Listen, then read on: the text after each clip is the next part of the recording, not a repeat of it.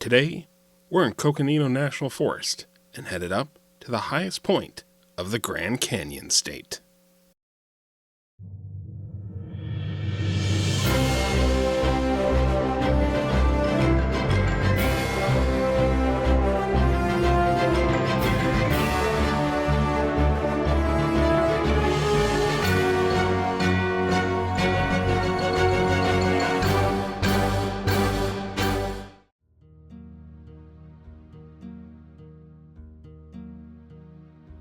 Hi, I'm Skye Marthaler. Welcome to Rooftops of America.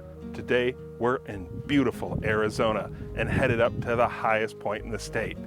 But before we start this adventure, take a moment, click that red subscribe button below and the bell icon next to it for all the latest Rooftops of America updates.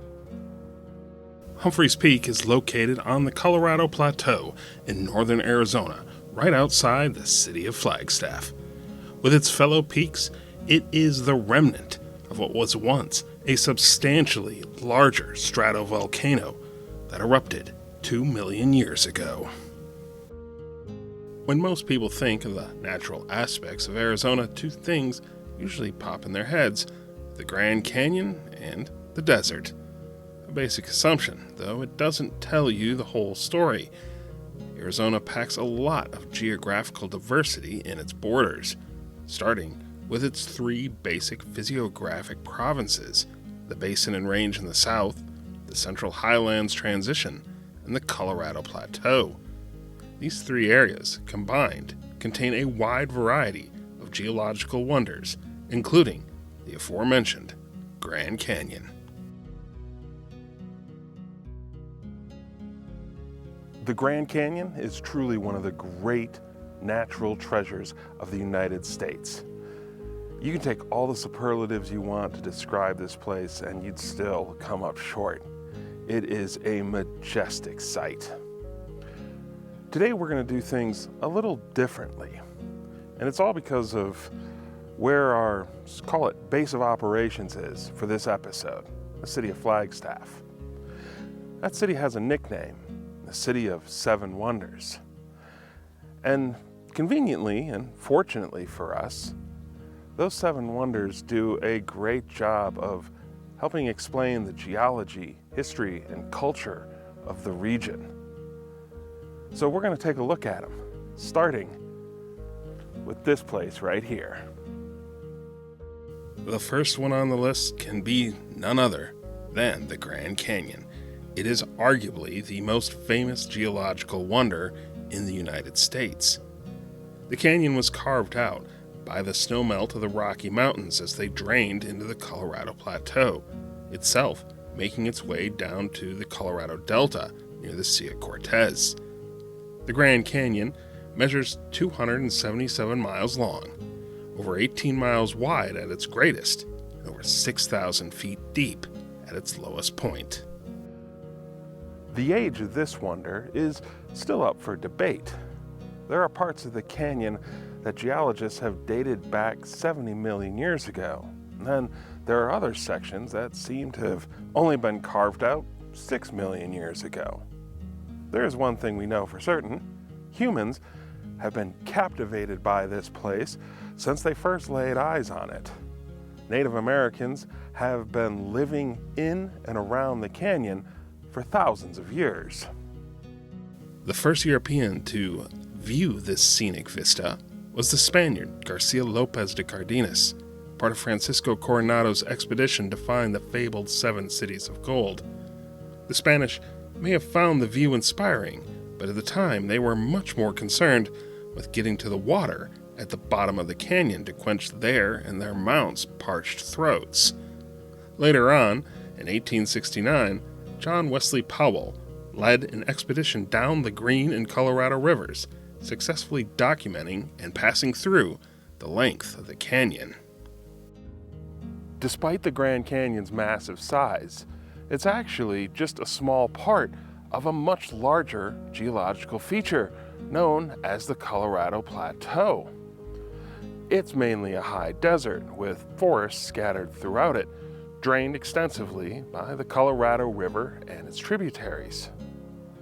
It covers a decent amount of the American Southwest, about 130,000 square miles.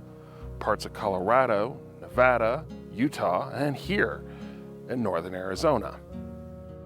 The Colorado Plateau was created by the Laramide orogeny, the same uplift that created the Rocky Mountains. Unlike those rugged peaks, the area here was not as deformed, giving the region its relatively flatter appearance, though the plateau comes to a rather dramatic end with the Mogollon Escarpment. The sedimentary nature of the rock here makes it ideal for the creation of things like canyons. The water able to cut through it much easier than, say, the metamorphic or igneous counterparts. The Colorado Plateau really is a remarkable place. Outside of Washington, D.C., you'll find more national parks and monuments here than anywhere else in the country. And along with those sites are the national forests and the protected lands of the Bureau of Land Management. Many of the 7 wonders that we're going to visit fall in those categories. The Grand Canyon may be the most famous canyon on the Colorado Plateau, but another one, closer to Flagstaff, has a reputation for its natural beauty as well. Oak Creek Canyon, the next wonder on our list, has been called the little cousin of the Grand Canyon because of its incredibly scenic nature. It's the second of 3 canyons on our list, and it may be the easiest to take in, since you can take the scenic route from Sedona to Flagstaff and drive through the bottom of it until you finally rise up to a scenic vista on the north end. Along the way, there are stops and detours where you can explore the canyon in more detail. Because of how this canyon was formed along a fault in the course of the Oak Creek, you'll notice something interesting. The western rim actually stands about 700 feet taller than the eastern. Another intriguing thing about this wonder is the age of the rocks, especially the youngest exposed ones. In particular, they're volcanic in nature. And if you're wondering why that is, well, look no further than the neighborhood of our next wonder, Sunset Crater.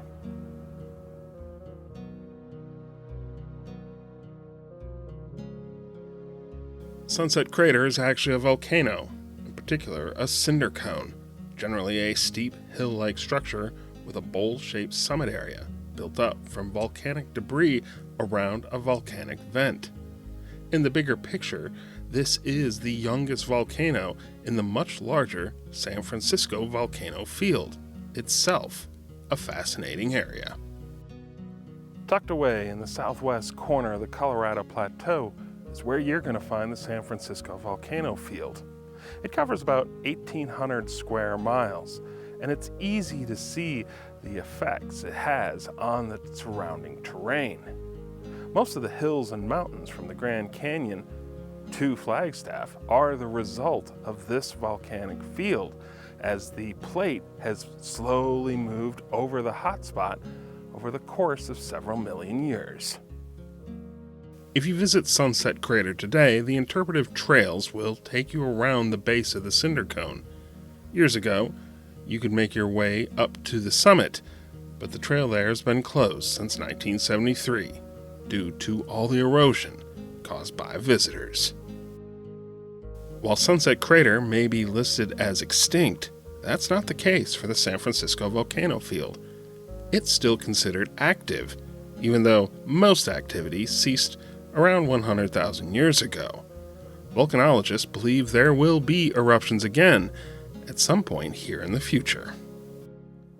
Sunset Crater's last eruption was in 1085 AD and was most likely witnessed by humans living in this area.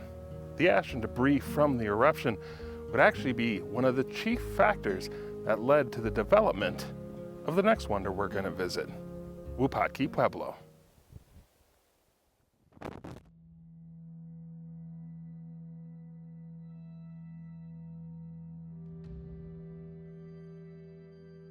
Human habitation in this part of Arizona dates back at least 13,000 years. The original people here would have been highly mobile Paleo-Indian tribes who survived by hunting megafauna and big game. As the megafauna went extinct, the tribes would evolve, their culture shifting to what we now know as the archaic. It was a more settled existence, and the focus was now on agricultural concerns. The Sinagua culture started to take shape here around 500 AD and continued for almost 1,000 years. The name is a 20th century appellation derived from the original Spanish name for the San Francisco Peaks, meaning without water. We'll see it again in reference to the mountains. We don't actually know what these people called themselves. They weren't the only ones living in the region. There were also the Kohanina and ancestral Puebloans here as well. One of the best examples of that culture can be found here at Wupatki Pueblo. That last eruption of the Sunset Crater would have some major ramifications for this region. As it spewed volcanic ash all over the landscape, it enriched the soil. Now, able to retain more moisture, it was also able to produce higher crop yields, and that led to a population boom. Within the following decades, there were up to 2,000 people living in this area, mainly growing squash and maize. At its height, the Wupatki Pueblo consisted of over 100 rooms and was thought to have housed around 85 to 100 people. There were several features that made this place stand out. It was thought to be the largest and tallest structure in the region, and it also had the most northern ball court discovered in North America, meaning it most likely was a place of significance. Despite the importance of this place, it actually didn't last very long. People only lived here about a century before they abandoned the site. It's thought that they migrated to the south and west. There's also a theory that the Sinagua people would evolve and become the Hopi Nation that still is in Arizona today. Wupatki Pueblo was not the only place in this region where people were putting down more permanent roots. They were also doing it at the next wonder on our list, Walnut Canyon.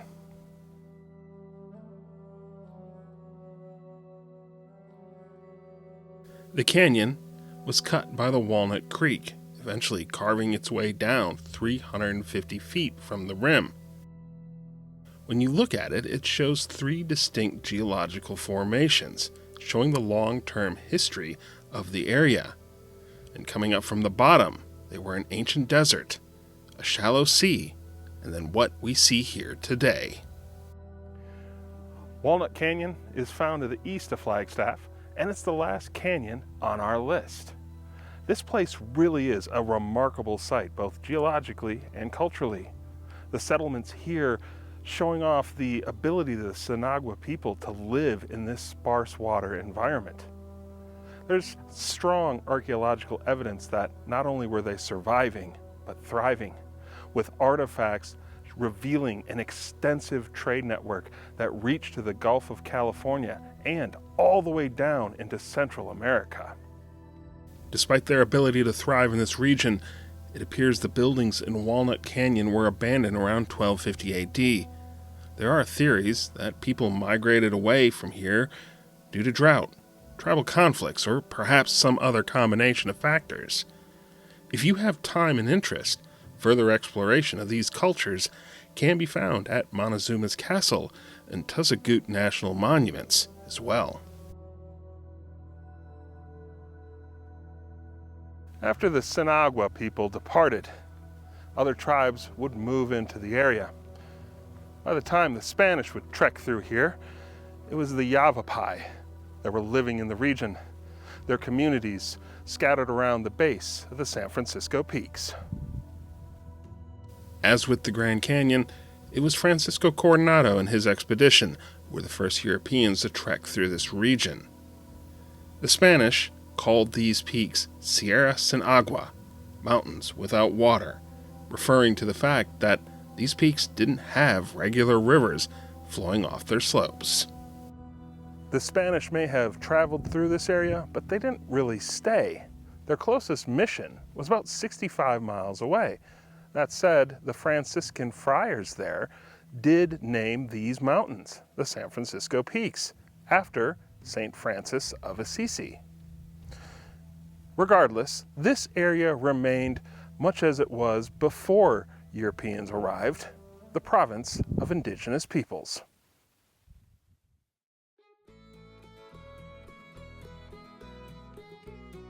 Flagstaff took shape along an east-west transportation corridor.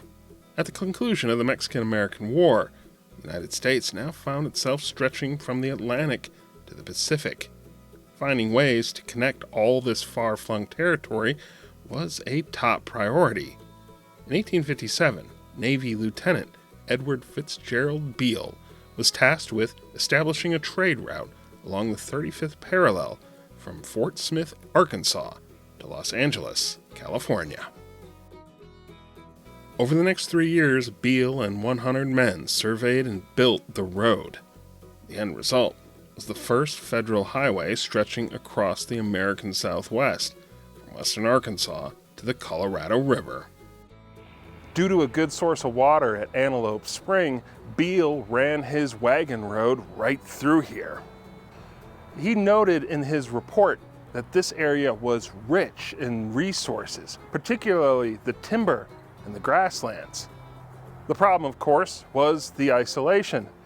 Getting anything to here or from here to market was going to be extremely cost prohibitive. Beale's road became a prime route for settlers heading towards California. It was straight and not too steep, but the area here remained remote. The first permanent structure in these parts was a saloon along the road built by a man named Edward Whipple. Flagstaff as a community really didn't get its start till after the U.S. Civil War, when America looked to the west to expand and grow. It was sheep ranchers that make the first go of things here. Wool, of course, being a whole lot easier to get to market because it wasn't perishable. In 1876, Thomas McMillan would build a cabin and sheep ranch in the area and get the ball rolling. The city's name comes from a flagstaff at the springs. Local legend has it a large stripped pine was raised on July 4th, 1876, to celebrate 100 years of American independence. The flagstaff became a landmark for others traveling along the route, and the name stuck as people started settling here. Of course, there are other accounts of this, with different dates and actors, but one thing is true: they all involved raising the American flag. The arrival of the Atlantic and Pacific Railroad in the early 1880s overshadowed the wagon road and changed the focus of the city, shifting its center from the springs to the railroad depot. Along with it came cattle ranching and timber interests, the locomotive making it profitable to ship to distant markets. The timber industry quickly cut through the stands of ponderosa pines. Many of the towns in northern Arizona were built using this harvested timber, like Flagstaff and Williams. This rapid and unregulated cutting, though, led to deforestation. In turn, it also led to the creation of the next wonder on our list. The Coconino National Forest was first established as the San Francisco Mountains National Forest Reserve in 1898 to preserve the ponderosa forests and other natural resources. 10 years later, additional sections were added to it, and President Theodore Roosevelt designated it a national forest.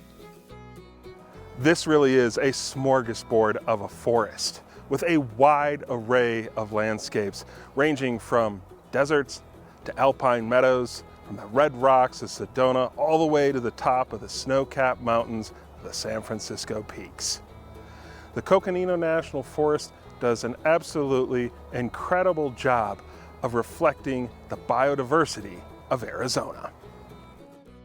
Each of its three main parts has its own unique flair. One of the big highlights of this national forest is it's home to one of the largest contiguous stands of ponderosa pines in North America. You'll also find Mormon Lake, which, when it's full, covers 12 square miles making it the largest natural lake in the state. Before we get to the last wonder on our list, we need to take a step back and look at a bit of history to find out why these places became so popular in the first place. Arizona, as its own political entity, first came about with the conclusion of the Mexican-American War and then later the Gadsden Purchase. Originally, all of this was part of the New Mexico Territory, but in 1863, the Arizona Territory was carved out as its own thing, though its path to statehood would take significantly longer. Arizona was granted statehood on Valentine's Day in 1912. As the 48th state, it was the last of the states in the contiguous U.S. At present, it had one of the longest paths undertaken to achieve statehood, at 49 years. As for Flagstaff, it continued to grow and has become one of the primary cities in northern Arizona, the county seat for Coconino County, the second largest county in the state. As you may have already expected, tourism has been an essential part throughout Flagstaff's history. In the 1880s, when the railroad arrived, it not only opened up this area economically, but allowed for tourists to come here and experience the place as well. Flagstaff's amenable climate and incredible sights made this a perfect place for anybody wishing to experience a bit of the American West.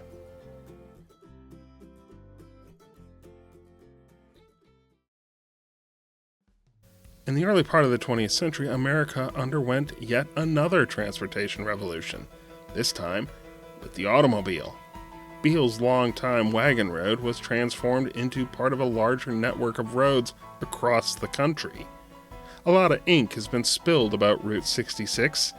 It has worked its way into the country's mythos as one of the great examples of another American pastime, the road trip.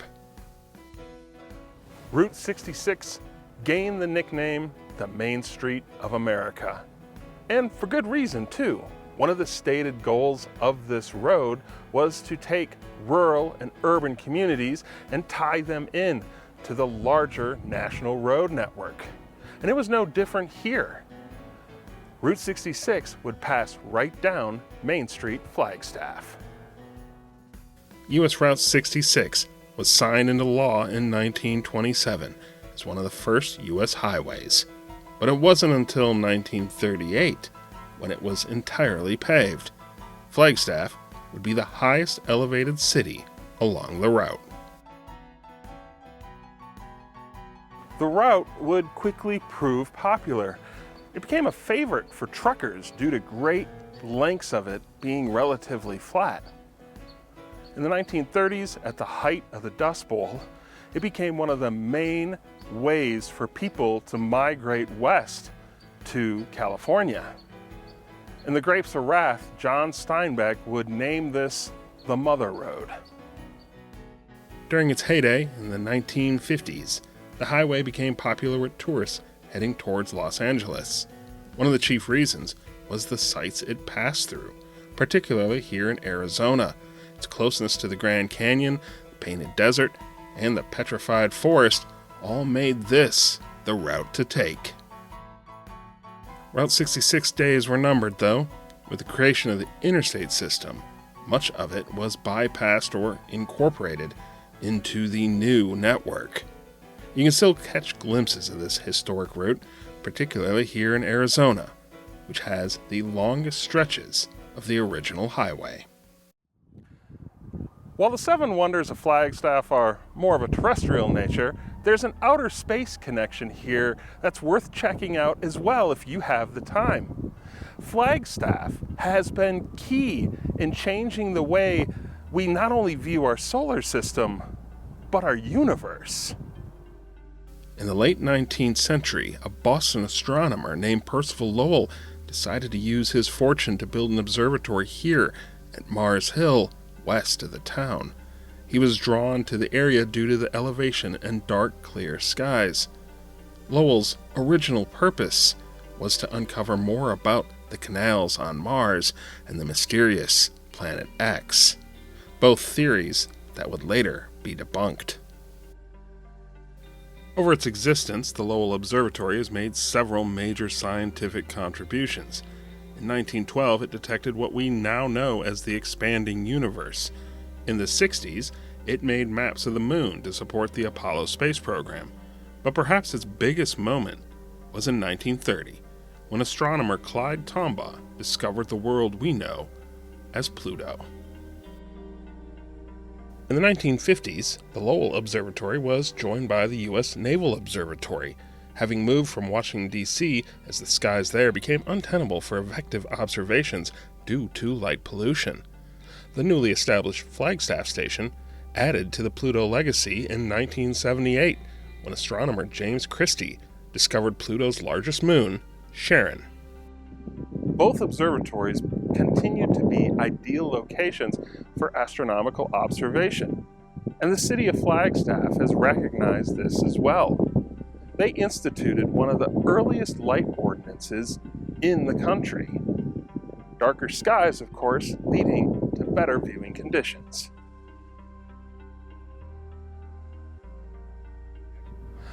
There's a good case to be made that perhaps Lowell Observatory's greatest legacy is that it established the practice of placing an observatory where it was best able to function, something that has become standard practice throughout astronomy, and something we'll see again at another state high point.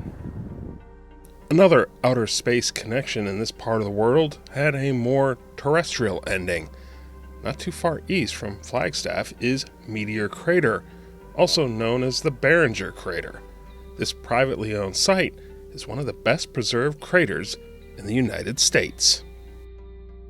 The crater is rather young, at least geologically speaking, the impact occurring just 50,000 years ago.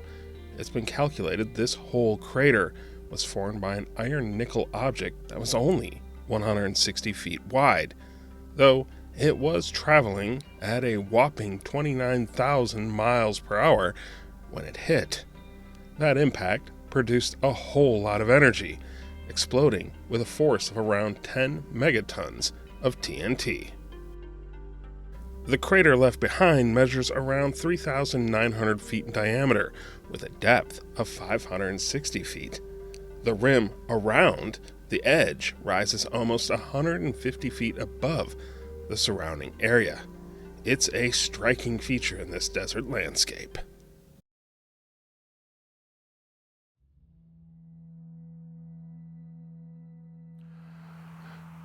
The last wonder on our list ties this whole tour together, the San Francisco Peaks. They're easily the most noticeable geological landmark around Flagstaff. Rising north of the city, the range itself consists of about 10 peaks. Their elevations vary from 9,200 all the way up to over 12,600 feet. Geologically, these peaks are fairly new. As mentioned earlier, volcanic activity only began here a few million years ago. What we see here today are ruins, the remnants of a mountain that at its height may well have been the highest peak in the lower 48 states. The original mountain here was a giant stratovolcano rising up over 16,000 feet, taller than anything we find in the lower 48 states today. Take Mount Whitney in California. Its 14,500 plus feet would need another 1,500 feet on top of it to even compare. This mountain would have loomed large over the landscape. And when it erupted about 2 million years ago, it quite literally blew its top off. The closest we can come to what that would have been like was the eruption of Mount St. Helens in 1980, but that would have paled in comparison to what happened here. What remains of this extinct volcano is still pretty impressive. The surviving peaks make up the top 6 highest individual peaks in Arizona. The inner basin of the San Francisco Peaks is what remains of the caldera now worn down by collapse and erosion. On a side note, while Humphreys Peak is an ultra with over 6,000 feet of prominence, it is not the most prominent peak in Arizona. That's found down south to the east of Tucson at Mount Graham, which edges out Humphreys in prominence by 281 feet.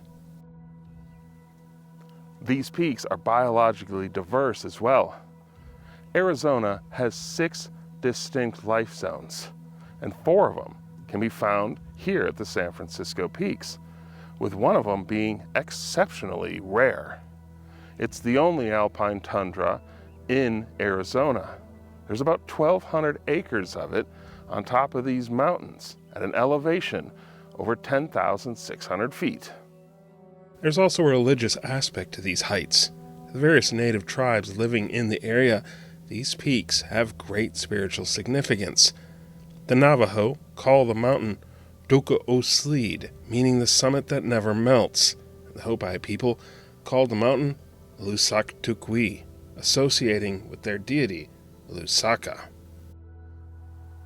For the Hopi, these mountains were home to the Kachina spirits, ancestors who became clouds after their death and lived here part of the year.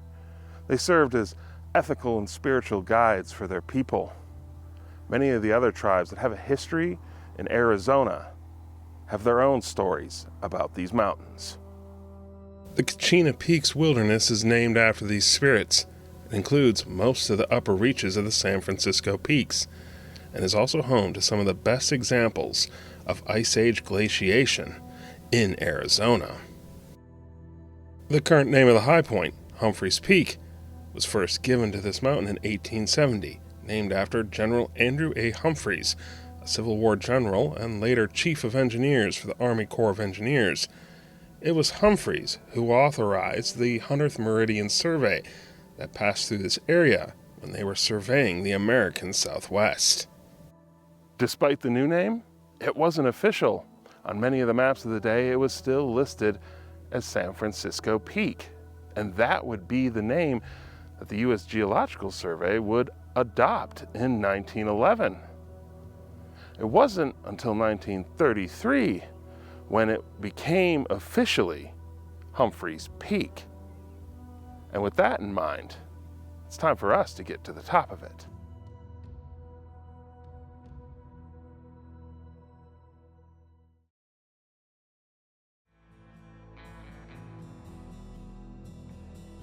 This peak is often held up as the easiest of the western peaks, a relatively straightforward hike with no major obstacles to negotiate.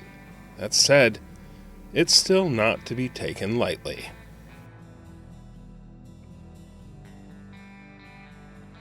It's about a 5-mile hike to get to the summit of Humphreys Peak.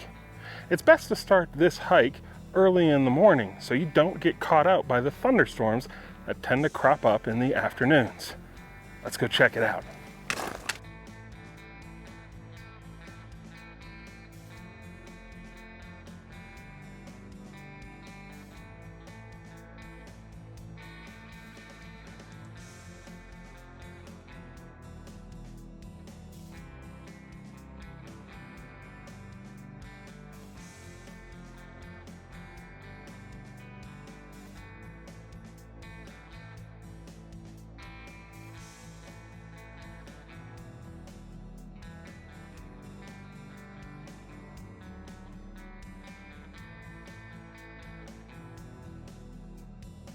For this hike, you're going to want to bring a few things. A hat, I brought trekking poles, good footwear, of course, plenty of water. I brought 3 liters in a Camelback, sunscreen, and snacks, of course, to keep your energy levels up. If you got any questions before you go, it never hurts to check in with the local ranger station.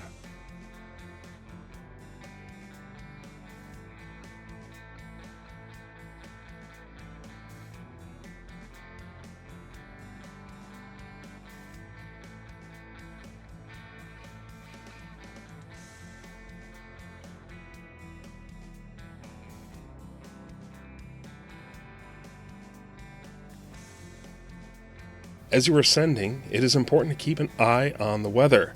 Up here, it can take a turn for the dramatic in minutes. There have been fatalities on this peak due to storms and lightning.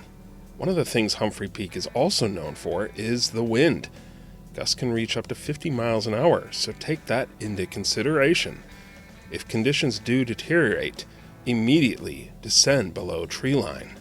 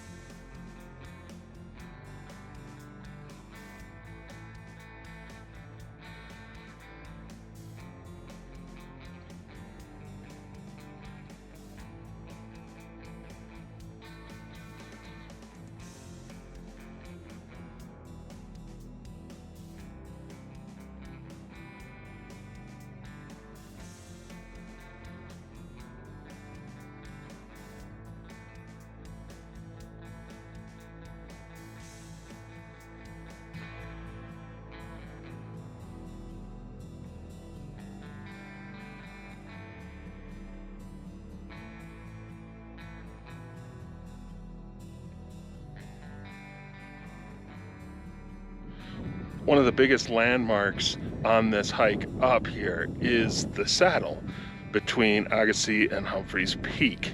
Can't miss it. You're gonna come right up to it. It's a great place to stop, eat some snacks, drink some water, take in some great views of the caldera that remains, and look where you're going next. Because from this point, you can actually see Humphreys, and you're at an elevation of around 11,800 feet. So only 800 more feet to go before you get to the summit. Like I said, you can see the way all the way to the top, but it's a little bit longer than it looks.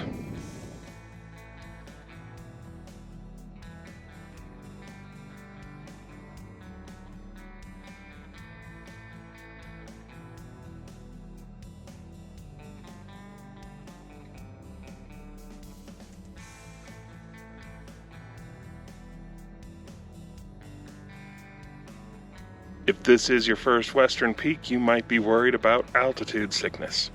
I found the best way to combat it is to get plenty of rest, stay on top of your hydration, and when you're actually hiking up, keep your heart rate in check and, your breathing regular and consistent. If you do feel the symptoms of acute altitude sickness coming on, don't be worried about turning around and descending. It's better to be safe than sorry. The mountain will always be there, and you can always come back and climb another day.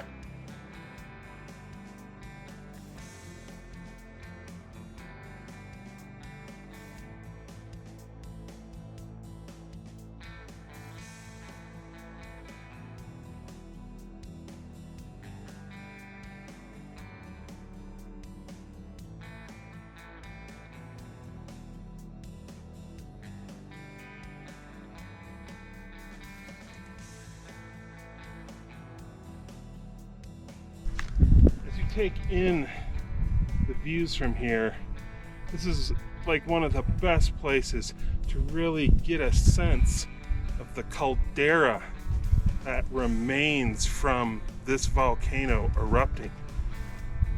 As you look at the peaks and the surrounding area, just imagine a mountain 4,000 feet taller and this whole area filled in. It really does give a sense of the magnitude of the explosion when this erupted.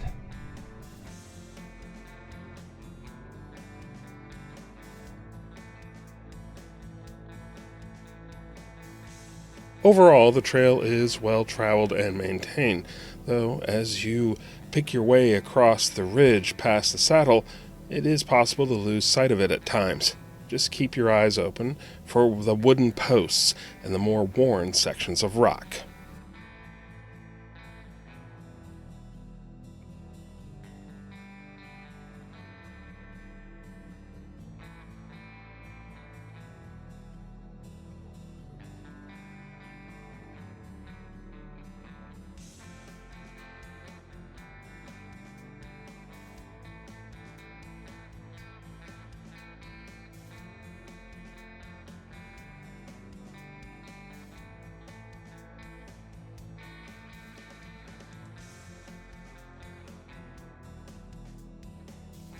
By this point, you've reached the final climb. The summit is just right up there.